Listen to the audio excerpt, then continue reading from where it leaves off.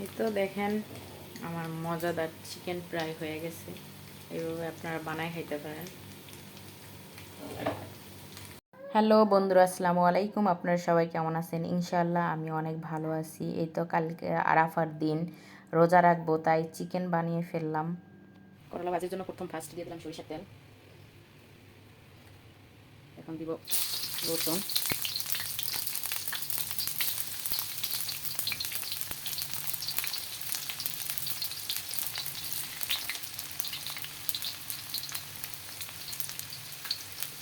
দিয়ে দেবো পেঁয়াজ,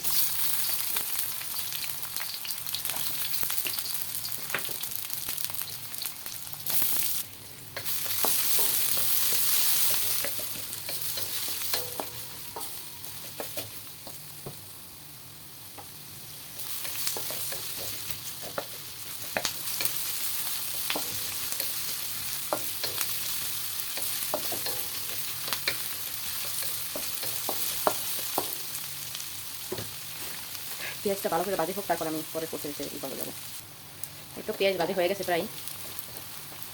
এখন এখানে আমি দেবো পরিমাণ মতো হলুদের গুঁড়া,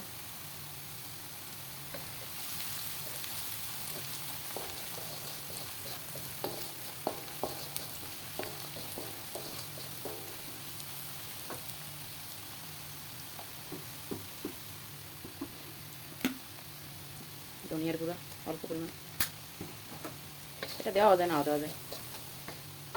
তারপর দেবো কুচানো রাখা করলা,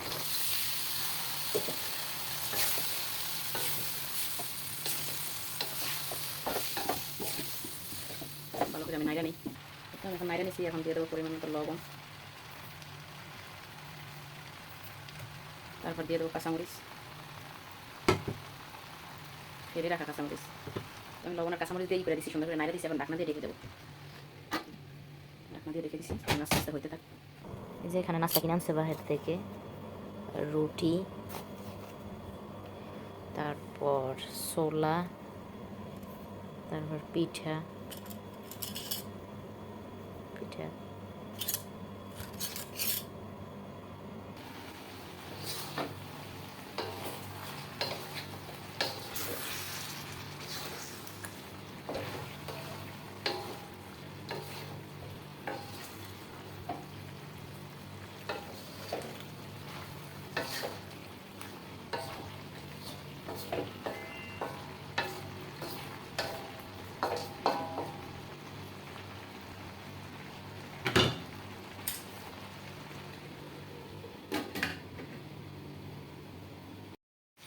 এই তো আমার করলা ভাজি হয়ে গেছে। দেখেন আলু দিয়ে করলা ভাজি হয়ে গেছে। এখন আমি বানাবো চিকেন ফ্রাই। কালকে যেহেতু আরাফার দিন, রোজা রাখা লাগবে, তাই আমি রাত্রের জন্য চিকেন ফ্রাই করতেছি। চিকেন ফ্রাইয়ের জন্য আমি এখানে হলুদের গুঁড়া নিয়ে নিচ্ছি, গরম মশলার গুঁড়া নিয়ে নিচ্ছি, ধনিয়ার গুঁড়া নিয়ে নিচ্ছি, তারপর জিরার গুঁড়া নিয়ে নিচ্ছি, তারপর মরিচের গুঁড়া নিয়ে নিচ্ছি। এখন আদা রসুন নেব, তো দিয়ে দিলাম আদা রসুন পেস্ট, পরিমাণ মতো লবণ। এবার সব মিক্স করবো একসাথে।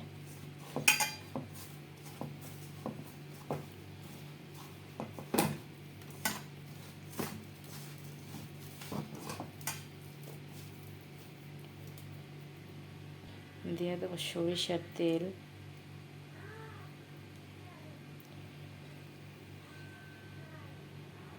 তো একসাথে মাখায় নিতেছি সরিষার তেলের সাথে। সব মশলাগুলো সরিষার তেলের সাথে ভালো করে মাখাইতে হবে। তো অফ ক্যামেরা ভালো করে মাখাই নেই, তো দেখেন অফ ক্যামেরায় আমি সুন্দর করে মাখাই নিছি। এবার আমি এক এক করে সবগুলা মশলার সাথে চিকেনের পিসগুলো এই করে নেব। আমি এখানে চামড়া রেখে দিছি চিকেনের, কারণে মশলাগুলো এইভাবে চামড়ার ভিতরে ঢুকাই এইভাবে ই করে দেবো, তাহলে মশলাগুলো থাকবে আর পড়বে না, তাই চামড়াগুলো রেখে দিছি।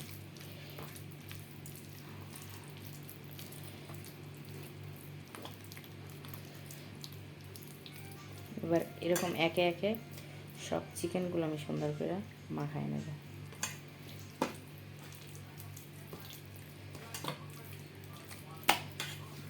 এখানে পুরো একটা চিকেন আছে।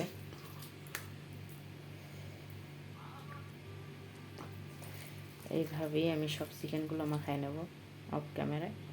তো দেখেন আমি জাল জাল স্পাইসি চিকেন ম্যারিনেট করে ফেলছি। এরকম আপনারা বাসা বানায় খাইতে পারেন, দোকানের চেয়ে বাসা বানায় খেলে আর মজা বেশি হয়। আমি এখানে দিয়ে দেবো সরিষার তেল। দেখেন আমি পেঁয়াজগুলো পাতলা পাতলা করে কেটে রাখছি। এই পেঁয়াজগুলো এখন এই যে চামড়া আছে, যে চামড়ার ভিতরে এরকম দিয়ে রাখবো। একটা পেঁয়াজের একটা গ্রান আছে যে এটা আস্তে আস্তে বের হবে। এই যে এরকম এক এক করে সবগুলোর ভিতরে আমি এরকম পেঁয়াজ দিয়ে দেবো।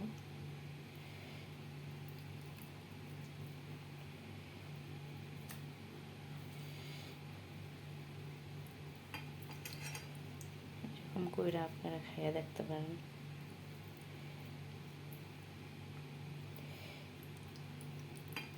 এটা কিন্তু বেশ মজা হয়। আমার তেল গরম হয়ে গেছে।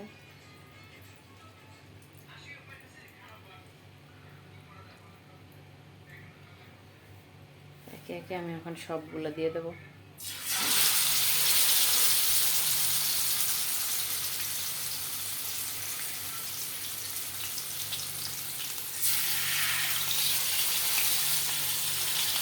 এগুলোর ভিতরে কিন্তু আমি পেঁয়াজ দিয়ে দিচ্ছি। এই যে পেঁয়াজ মশলাগুলো ভালো করে দিয়ে দিচ্ছি ভিতরে। এই যে পেঁয়াজ, এটা আগুনটা আমি একবারে লো করে দিছি। এখন আমি ঢাকনা দিয়ে ঢেকে দেবো, আস্তে আস্তে সেদ্ধ হবে। আর মাংস থেকে যে এক্সট্রা পানি, এই পানিটা বের হয়ে যাবে। এই তো দেখেন ডাইকা দিছি, আর কত জল বের হয়েছে। এগুলো একেবারে করে ফেলতে হবে, শুকাই ফেলতে হবে, তারপর আস্তে আস্তে ফ্রাই করতে হবে। আমি আগুনটা একদমই কম করে দিছি যেন আগে সেদ্ধ হয়। তো আমি একটু উল্টাই দিতেছি, ওই পিঠও যেন এই পানিতেই সেদ্ধ হয়ে যায়। এটা থেকে যেহেতু এটা ডিপ করা চিকেন আছিল, পানি তো অবশ্যই বের হবে।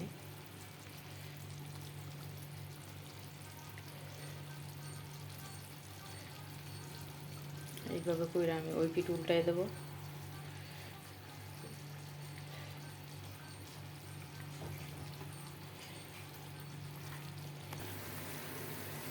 কিছু পেঁয়াজ ছিল ওগুলো দিয়ে দিতেছি।